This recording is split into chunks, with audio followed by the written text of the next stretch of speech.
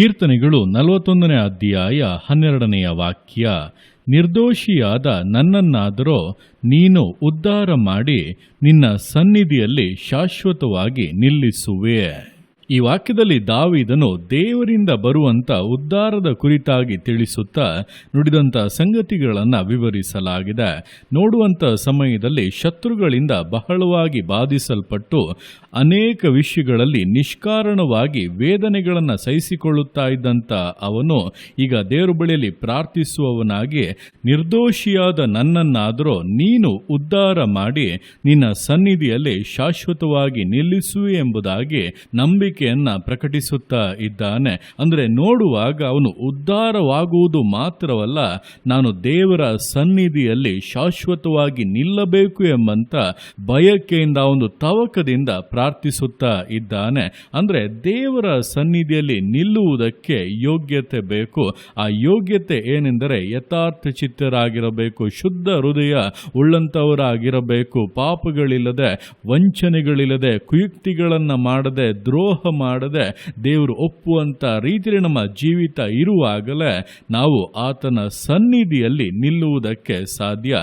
ಹಾಗಾದರೆ ದಾವೀದನು ಇಲ್ಲಿ ಪ್ರಾರ್ಥಿಸುತ್ತಾ ಇರುವುದನ್ನು ನಾವು ನೋಡುವುದಾದರೆ, ನಿರ್ದೋಷಿಯಾಗಿರುವಂಥ ನನ್ನನ್ನಾದರೂ ನೀನು ಉದ್ಧಾರ ಮಾಡಿ ನಿನ್ನ ಸನ್ನಿಧಿಯಲ್ಲಿ ಶಾಶ್ವತವಾಗಿ ನಿಲ್ಲಿಸುವೆ ಎಂಬುದಾಗಿ. ಅಂದರೆ ನನಗೆ ವಿರೋಧವಾಗಿ ಅನೇಕ ಜನರು ಇರುವಾಗಲೂ, ಇಲ್ಲಸಲ್ಲದ ಕಾರ್ಯಗಳನ್ನು ಮಾಡುವಾಗಲೂ, ಬೇಡದಿರುವಂಥ ಮಾತುಗಳನ್ನು ಆಡುವಾಗಲೂ, ಎಲ್ಲ ಸಮಯಗಳಲ್ಲಿ ಕೂಡ ನನ್ನನ್ನು ನಿನ್ನ ಪರಿಶುದ್ಧತೆಯಲ್ಲಿ ಕಾದುಕೊಳ್ಳುವುದಕ್ಕೆ, ನೀನು ಮೆಚ್ಚುವ ಹಾಗೆ ನಾನು ಜೀವಿಸುವುದಕ್ಕೆ ಪೂರ್ಣವಾಗಿ ಒಪ್ಪಿಸಿ ಕೊಟ್ಟಿದ್ದೇನೆ.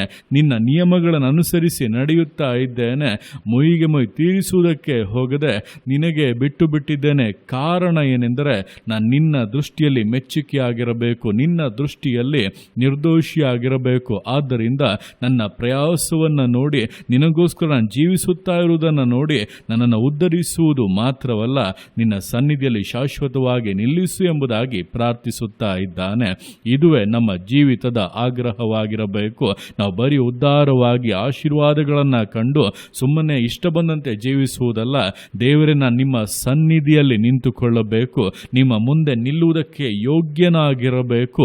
ಆ ರೀತಿಯಾಗಿ ನನ್ನನ್ನು ಆಶೀರ್ವದಿಸಿ, ಆ ರೀತಿಯಾಗಿ ನನ್ನನ್ನು ಮಾರ್ಪಡಿಸಿ, ವಿಶೇಷವಾದ ಘನತೆ, ಮಾನ, ಗೌರವಗಳು ನನಗೆ ಉಂಟಾಗಲಿ. ಅದೆಲ್ಲದರ ಮಹಿಮೆಯನ್ನು ನಾನು ನಿನಗೆ ಸಲ್ಲಿಸುತ್ತೇನೆಂಬುದಾಗಿ ಅರಿಕೆ ಮಾಡಿ ಪ್ರಾರ್ಥಿಸುವುದಾದರೆ ಖಂಡಿತವಾಗಿ ದೇವರಂಥ ಪ್ರಾರ್ಥನೆಗಳನ್ನು ಮೆಚ್ಚುತ್ತಾರೆ.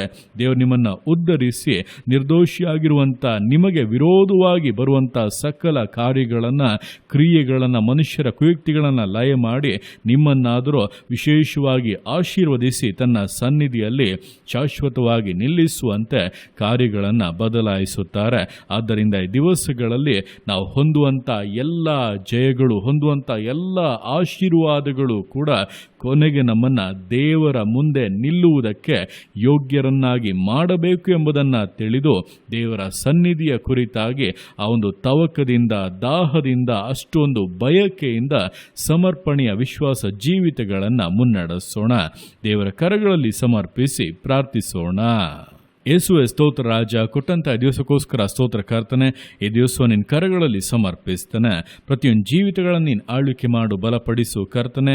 ಹೊದಪ ದಾವೀದನು ಪ್ರಾರ್ಥಿಸಿದಂತೆ ನಿರ್ದೋಷಿಯಾದ ನನ್ನನ್ನಾದರೂ ನೀನು ಉದ್ಧಾರ ಮಾಡಿ ನಿನ್ನ ಸನ್ನಿಧಿಯಲ್ಲಿ ಶಾಶ್ವತವಾಗಿ ನಿಲ್ಲಿಸು ಎಂಬುದಾಗಿ ಪ್ರಾರ್ಥಿಸಿದಂತೆ ನಾವು ಕೂಡ ಕರ್ತನೆ ನಿನ್ನ ನಿಯಮಗಳನ್ನು ಅನುಸರಿಸುತ್ತಾ, ನಿನಗೆ ಮೆಚ್ಚುಗೆಯಾಗಿ ಜೀವಿಸುತ್ತಾ, ನಿರ್ದೋಷಿಗಳಾಗಿ ನಡೆದುಕೊಳ್ಳೋದಕ್ಕೆ ನೀನು ಸಹಾಯ ಮಾಡು. ನಮ್ಮ ಮಾತುಗಳಿಂದ, ವರ್ತನೆಗಳಿಂದ, ಕಾರ್ಯಗಳಿಂದ ಯಾವುದರಿಂದಲೂ ಕೂಡ ನಾವು ನಿಮಗೆ ಅಪ್ಪ ಅವಿಧೇಯರಾಗಬಾರದು, ನಿಮಗೆ ದುಃಖವನ್ನು ಉಂಟು ಮಾಡಬಾರದು.